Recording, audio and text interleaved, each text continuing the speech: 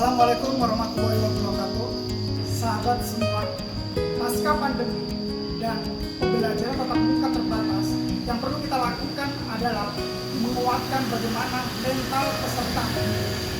Dalam hal ini, penguatan mental dan menumbuh kembangkan literasi pasca pandemi dalam pembelajaran secara terbatas perlu kita lakukan sebagai pendidik agar zona nyaman peserta didik terhindar dan kita bisa menguatkan mereka terhindar dari plagiasi dan juga hoax yang beredar di masa ini.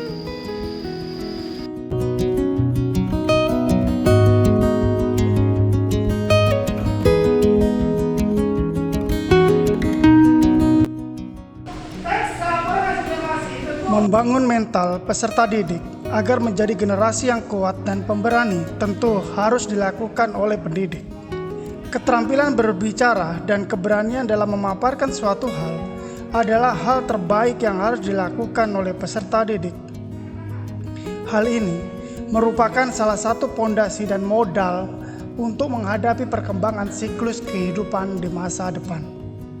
Salah satu penguatan mental yang diterapkan dalam pembelajaran pasca pandemi atau pembelajaran tatap muka terbatas ini adalah berani diskusi, beradaptasi, mampu mempresentasikan hasil diskusi dengan menggunakan bahasa Indonesia yang baik dan benar, terhindar dari hoax, dan mengembangkan literasi. Bagaimana caranya agar peserta didik memiliki perbendaharaan bahasa Indonesia yang baik dan benar? Tentu yang harus dilakukan oleh pendidik adalah mendorong peserta didik agar terus membaca, mencari informasi seluas-luasnya, dan terus berpikir kritis.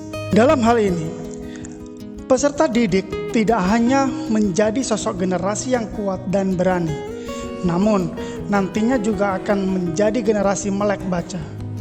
Dengan melek baca inilah, anak-anak akan memiliki inspirasi dalam melakukan segala hal, memiliki berbagai cara menyelesaikan masalah, mampu memberikan solusi dan saran dalam memecahkan atau memberikan keputusan secara cepat.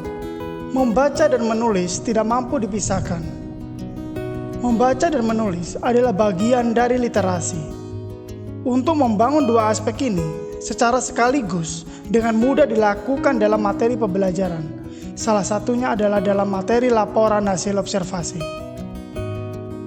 Jika para pendidik menganggap bahwa selama pandemi, pembelajaran jarak jauh atau daring, daya konsentrasi peserta didik sangat menurun, maka hal ini sangat dibenarkan.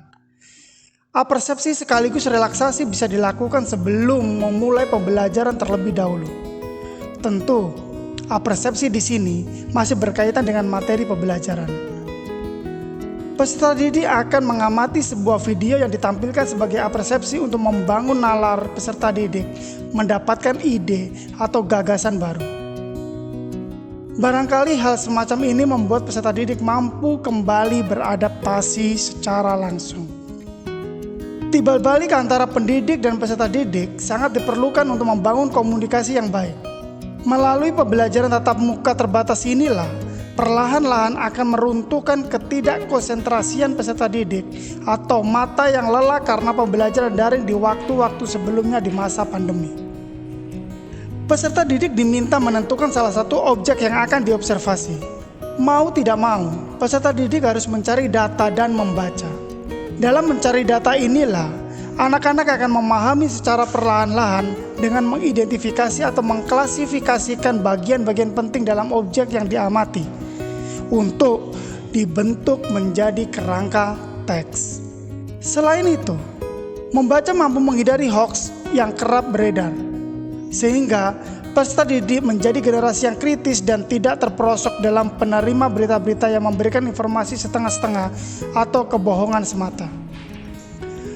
Peserta didik membuat kerangka laporan hasil observasi secara baik dan sistematis. Poin-poin penting ditulis dan dijabarkan sesuai dengan data yang didapatkan. Poin-poin penting yang ditulis berbentuk kerangka. Data yang sudah didapatkan diolah kembangkan menjadi sebuah teks.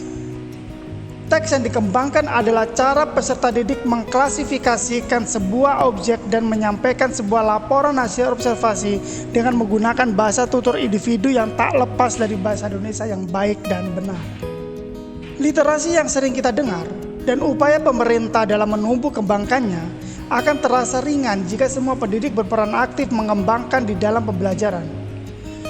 Bagaimana agar peserta didik memiliki kemampuan literasi yang baik dengan diikuti mental yang kuat?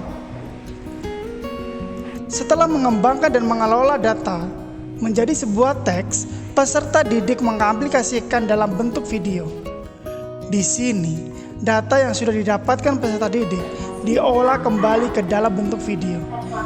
Sehingga, selain keterampilan menulis sebuah teks, di sini juga membangkitkan keberanian peserta didik dalam berbicara di depan kamera atau hanya sebagai narator sekalipun. Ya, peserta didik boleh hanya sebagai narator atau menampakkan diri ke dalam video dalam memaparkan hasil observasi. Pendidik menegaskan kepada peserta didik wajib menuliskan sumber data yang diperoleh sebagai penguat teks yang dibuat. Dengan cara seperti inilah, peserta didik akan terhindar dari plagiasi. Dengan menegaskan bahwa plagiasi adalah tindakan buruk, pendidik juga menekankan bahwa mengakui karya orang lain adalah mampu menjatuhkan nama baik dan harga diri. Sehingga hal ini akan menurunkan mental dan rasa percaya diri seseorang. Mampu mempresentasikan hasil kerja atau kerja berkelompok adalah keterampilan berbicara yang harus dikembangkan. Rasa percaya diri dan kesadaran peserta didik akan tumbuh ketika mereka tahu bahwa upaya dan hasil kerja secara berkelompok adalah cara terbaik untuk beradaptasi dan membangun mental keberanian yang baik setelah pandemi. Dengan begini, akan muncul semangat baru dalam memulihkan pendidikan di masa baru.